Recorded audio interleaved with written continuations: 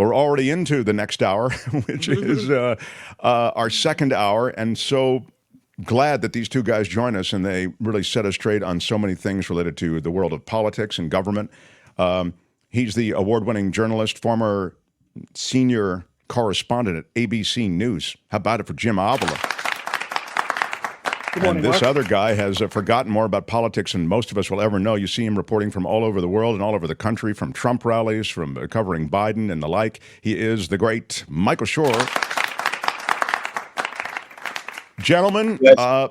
we did a chunk on Feinstein and her significance with somebody who knew her well in the first hour, but I wonder if you could speak to the significance of that seat and what happens now relative to, I don't mean to skip over the other, but I'm just trying to acknowledge that we sort of did a lot on it in the first hour and we have limited time. But Michael, what happens to that seat in California that Dianne Feinstein used to occupy? Well, ordinarily, the governor of any state who has to replace a senator would sort of make it a little bit more deliberate. But the Senate is telling Gavin Newsom, both Chuck Schumer and other members of the Senate, he's got to make this decision quickly because there is a lot in front of the Senate right now, especially when you look at the shutdown.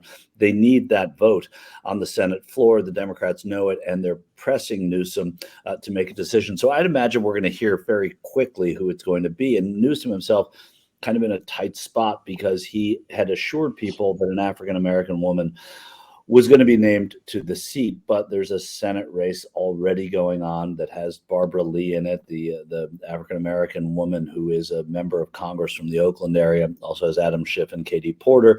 While Lee is trailing, I don't think that Newsom really wants to step on the scale a little bit, tilt the scales here. So he will likely nominate someone or appoint someone for that Senate seat who is African-American, who is a woman, but who is not Barbara Lee, because he doesn't want to meddle in that race. And she would presumably have higher profile and come in as an incumbent in a race and would be perceived as unfair. So the people that are out there, there's Shirley Weber, who is the Secretary of State. There's kind of a dark horse who I think LaFonza Butler, who is the head of Emily's List and is somebody who the governor knows and has been kind of in sort of Newsom land for a while, might be somebody that he names. I think he's going to go for a caretaker and not for somebody who wants that seat for the next foreseeable 2, 3, 4 terms. That's not what he wants to do. I just want to ask you, we'll now move on to the government thing and the government shutdown, but a real quick,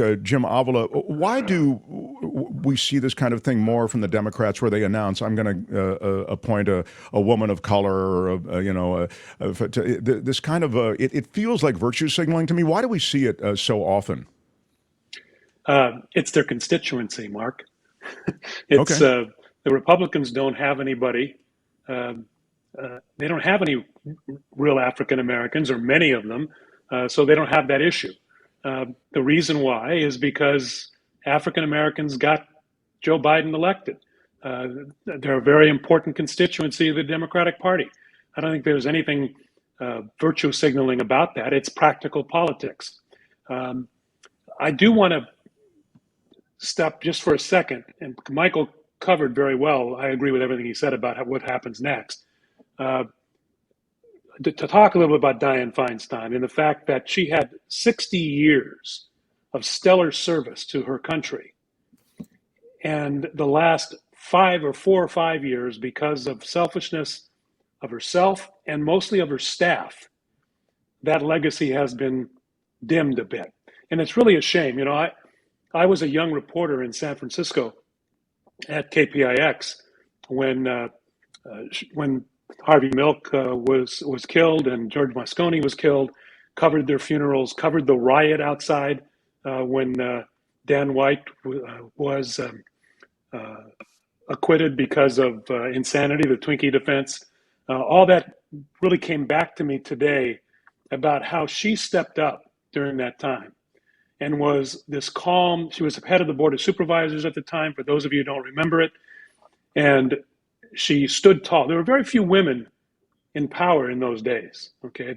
But here's this woman who, with model-like looks and a calm demeanor and sophisticated, and she came out and she calmed the city at a time when there were riots in the street They nearly burned down City Hall. They were burning cop cars in front. So it was a crazy time, and her legacy began then. And I'm really bothered by how it has been sullied because of the conduct in the last 4 or 5 years. Well, I love that you recreate a bit of that crisis, which I mentioned that she rose to prominence in the city in crisis, but you really put a face on it.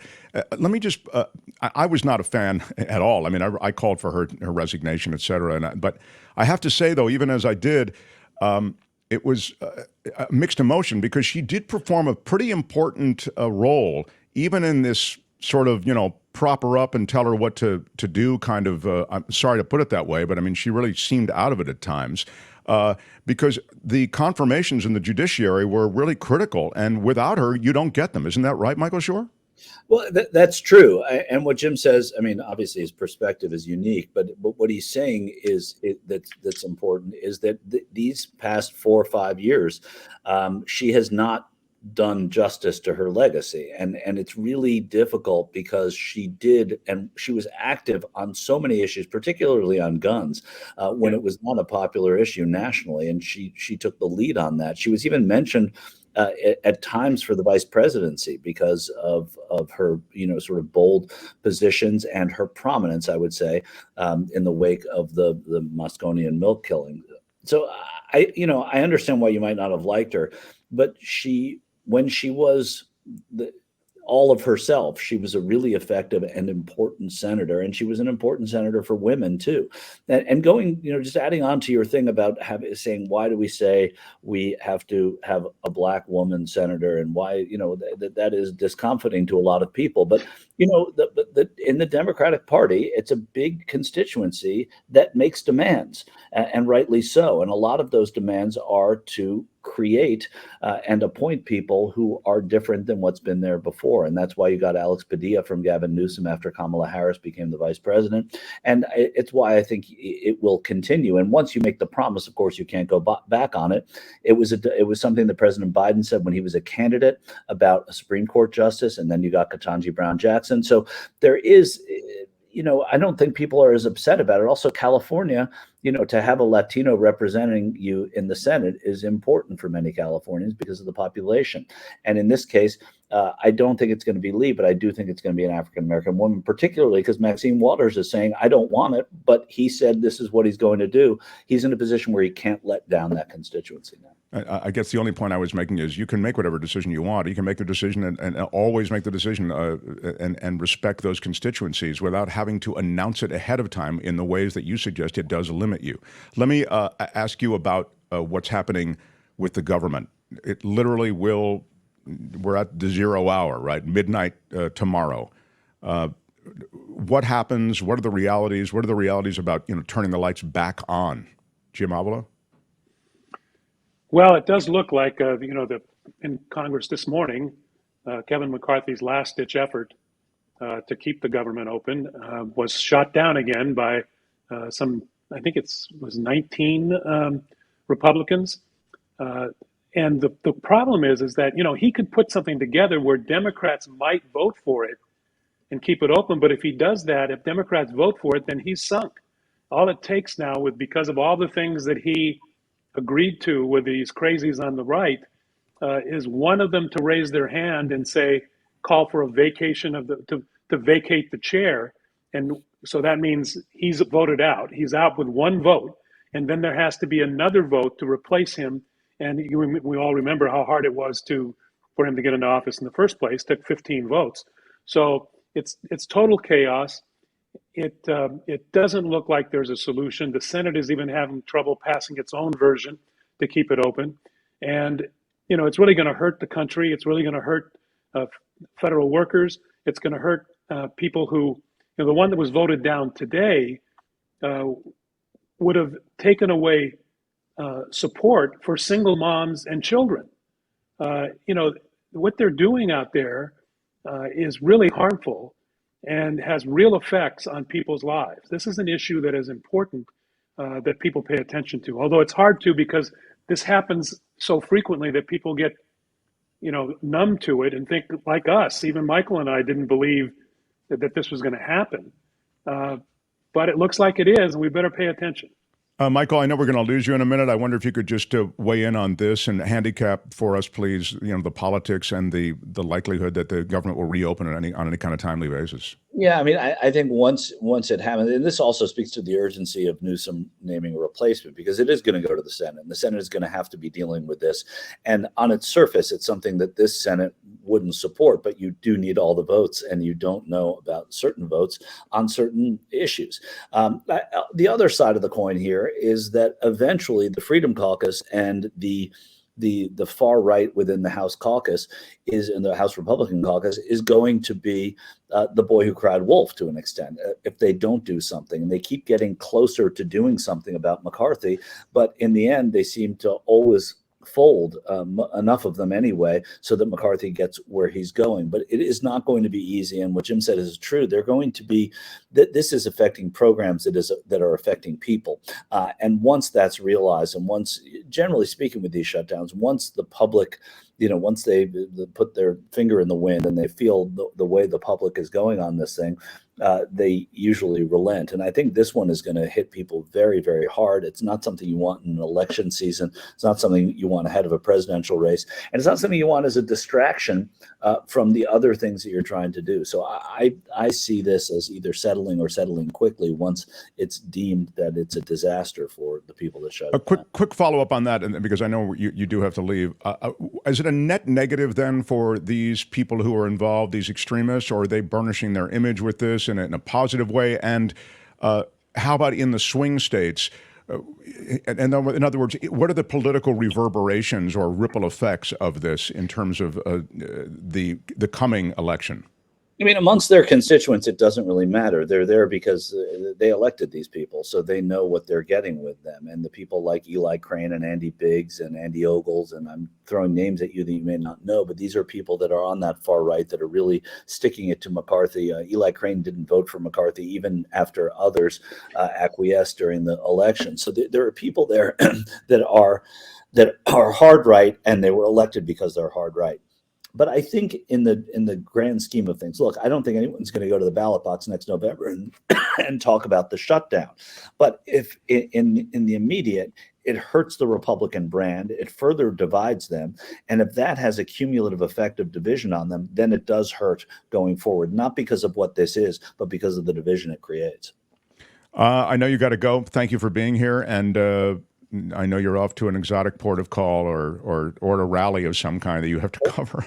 Or St. Louis, but yeah. Okay. See you, pal. All right, Michael Shure. See you, Michael. Jim, let me follow up on that with you, though, because this is a big deal, and there are effects across the board. You've mentioned, those who desperately need government assistance are going to lose it, and that's part of the scheme. Shut the whole government down so there is no more money for Ukraine, no more money for child health care, this sort of thing. The question then becomes, yeah, but there are also other effects, and that's where there might be blowback. I mean, the airports, it affects the air traffic controllers, TSA, transportation of all sorts. It affects the national parks. It affects everything in the way of Social Security and these government institutions that we've grown to. When I say everything in the way of, I reviewed yesterday that those who are in the Social Security system already will get their checks, but those who are being processed now, they will not get their checks. They will not get their benefits. Speak to the ripple effects beyond just those that you've mentioned. Well, I think one of the biggest ones that's really going to backfire on the Republicans is Ukraine. They're making that a big deal. The Republicans, many of them on the right, far right, are saying that they don't want money going to Ukraine. These are the people the Ronald Reagan's party, who isolated Russia and made Russia the really bad, evil guys, portrayed them as such, and ran on that. And now the Republicans are allowing Putin, will allow Putin to overrun Ukraine if we don't continue to support them. I don't think that's a very popular issue among Americans, and I think independents will look upon it poorly, and the polls all show it in the next election. So I think that they're shooting them, they continually shoot themselves in the foot. They haven't won a real election, a big election, in years. And they're setting themselves up for another defeat. it's not inner city blacks who get welfare. We've proven that over and over. It's the Appalachian mom. It's the mom, the white mom with the kids who are not going to get their payments to feed their children. It's not. They're affecting their own voters. Their own voters are the ones who have Obamacare. It is just self-mutilating, and they continue to do it, and that's why the Republican Party continues to be a minority party. Now, Donald Trump is able to step out of that because of his personality and because of the way that his entertainment value, and makes him. But Biden is again pulling up in the polls. It's again even, and I think that once we get down to it, nobody's going to vote for Trump again. It's not going to happen. But but Biden has his own issues, and so that's been a problem, and it's tighter than it should be because of that. But he came out strong against Trump yesterday. A very strong speech about democracy. Democracy was abortion and democracy, and student loans. That were the three things that really helped the Democrats in the last election, and he's doing exactly what's right in this next election on those issues. And it's interesting also that this narrative that Biden is sort of losing it and he's out of it. It's all his staff. I mean, that's the narrative on the far right, but you see it bubbling up. And Washington Post, New York Times, these are from Biden too old to serve. I see Trump losing it a lot on the stump. Not sure of what the hell he's saying. He speaks like a Gatling gun. It just keeps on coming out. But a lot of what he says is a little untethered and has been for some time. I don't see the media picking up that narrative the way they do the Biden narrative. Well, what they're doing now is, again, false equivalency, okay? Joe Biden has a stutter. Joe Biden may trip once in a while because he's had some feet issues that change his shoes a little bit. But he isn't fomenting insurrection, okay? And he isn't calling for the murder of the Joint Chiefs of Staff. Those are more than gaffes, okay? Right. Those are more than tripping over your words, although he does that too. And it's unfortunate that, the New York Times does this a lot. The Post a little less, but in some ways they do, where every time they do a story about Trump saying something like that, they put Biden in the headline too, to equate them. And it's really not fair, and it's really not right. And, Donald Trump, I will take a guy who trips once in a while over a guy who leads an insurrection and who calls for the death of the Joint Chiefs of Staff over any day. It's not comparative. Yeah, I think that's a great way to put it. It's not what it's not what he says. This doddering guy. Although I don't believe that. I think that's way overplayed, as I've just said. Yeah. But it's. I think you have to go back to the State of the Union, Mark. You go back to the State of the Union, and he was ad-libbing during the State of the Union, and he nailed the Republicans. Okay, that shows some mental acuity Sure. to me. That was not on the prompter. And in fact, he does better sometimes with his non-prompter. Now, does he embellish? Yeah, okay, he's got some issues. I agree with that. He's not my favorite candidate. But, when you compare him against Donald Trump, then there's no comparison.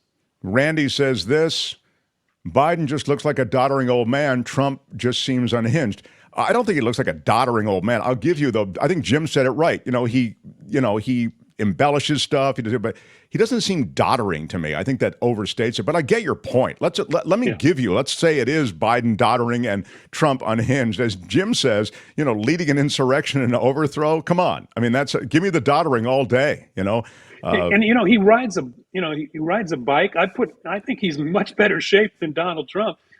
Somebody the other day on Twitter put real-time video of Trump going up the stairs to his plane and Biden going up the stairs in his plane. I don't know if you saw that. But Biden was way ahead. Okay, yeah. Biden reached the door way before Donald Trump did. Donald Trump is an older, fat, out of shape, non-athletic guy who cheats in his golf score. Joe Biden, you know, is an 80-year-old guy who still rides a bike Yeah. long distances.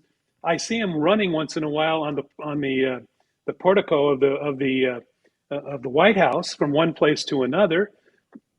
You know, he's fine. My concern about Joe Biden is that at 80 years old, the chances of you having something happen, getting sick, a stroke, a heart attack, those type of things are higher than they are for a younger person. That's my concern, that it would throw the nation into a real problem. I have no problem with Kamala Harris, as other people do, but I think Kamala would be fine.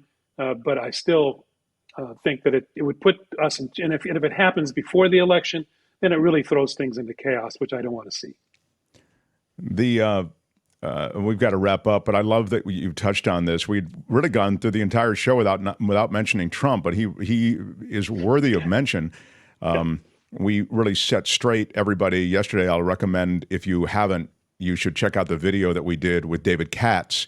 David Katz was in yesterday. He's the former federal prosecutor, now working the defense side of the table, talking about the fact that the Trump organization and Trump's properties will continue to still exist, even with these judges' rulings that are likely to come through the pipeline. And there might even be tremendous penalties, but Trump will not be in control of them anymore, and Trump and his kids will not be in control of them anymore. So that's an important distinction, because there's a notion that ding dong, the witch is dead, Trump's out of business, he's going to be broke, he's going to be living on the street and, passing the hat. That's just not what's going to happen.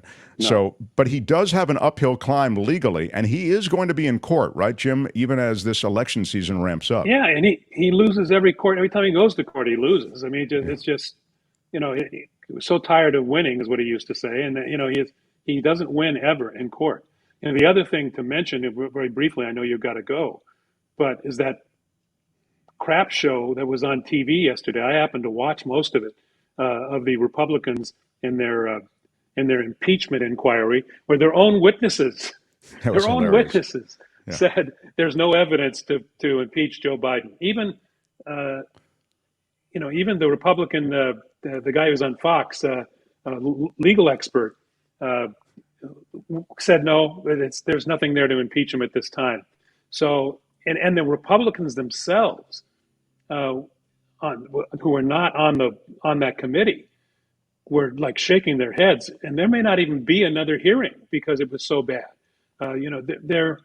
Well, I should say this, don't mean to interrupt, Jim, but, as we are here on the brink of closing down the government, they only keep essential workers on the job. But what have they now deemed essential by special decree?